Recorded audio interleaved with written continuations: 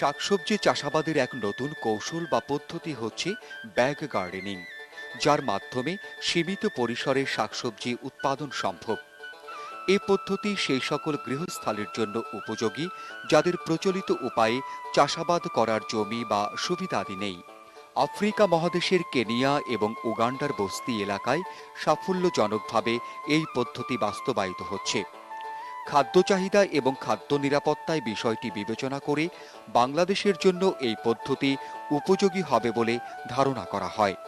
এই ধারণার পরিপ্রেক্ষিতে পদক্ষেপ মানবিক উন্নয়ন কেন্দ্রের কৃষি ও পরিবেশ বিভাগের কারিগরি সহায়তায় বাংলাদেশ ব্যাগ গার্ডেনিংয়ের উপযোগিতা যাচাইয়ের উদ্দেশ্যে গাজীপুরের ভবানীপুরে একটি পরীক্ষামূলক গবেষণা প্রকল্প বাস্তবায়ন করা হচ্ছে।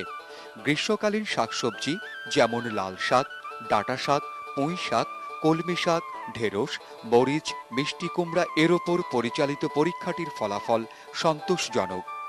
উক্ত পদ্ধতিতে একই ব্যাগ থেকে একাধিক সবজি উৎপাদন করা যায়। পদ্ধতিটি স্বল্প পরিসরে এবং স্বল্প সময়ে করা যায় বিধায় খুবই উপযোগী। প্রতিটি ব্যাগে 4টি স্তর ব্যবহার করার ফলে পদ্ধতিটির সময় স্থানের সাশ্রয় হয়ে থাকে। 5টি ব্যাগে যথাযথ শাকসবজি লাগিয়ে ঠিকমতো পরিচর্যা করা হলে একটি পরিবারের প্রতি সপ্তাহের সবজি চাহিদা মেটানো সম্ভব হতে পারে। আচ্ছা, এই প্রযুক্তিটার নাম হচ্ছে ব্যাগে সবজি চাষ বা মাইক্রো গার্ডেনিং আমরা বলি।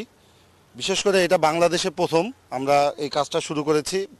এটা ফ্রান্সের একটি ইন্টারন্যাশনাল এনজিও সলিডারিটিজ নাম, তারা আফ্রিকা, কেনিয়া এবং সুদানে প্রথম এই কাজটা শুরু করে বস্তি এলাকার জন্য, এবং তাদের খাদ্য নিরাপত্তা, ফুড সিকিউরিটির কথা চিন্তায় রেখে।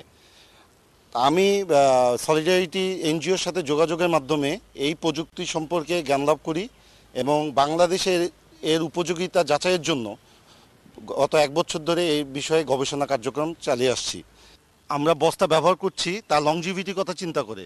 তবে চটের বস্তাতেও এই কাজটা করা সম্ভব, তবে চটের বস্তা দীর্ঘদিন থাকলে পানিটা নষ্ট হতে পারে, পানি কেমন নষ্ট হওয়ার সম্ভাবনা থাকে বিধায় এই সিনথেটিক বস্তাটা ইউজ করছি।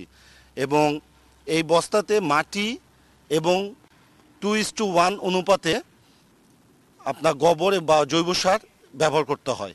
এছাড়া ছাই ব্যবহার, মিশ্রিত মাটি এবং নিচে কিছুটা শুকনা পাতা ময়েশ্চার কন্ট্রোলের জন্য রাখা হয়েছে।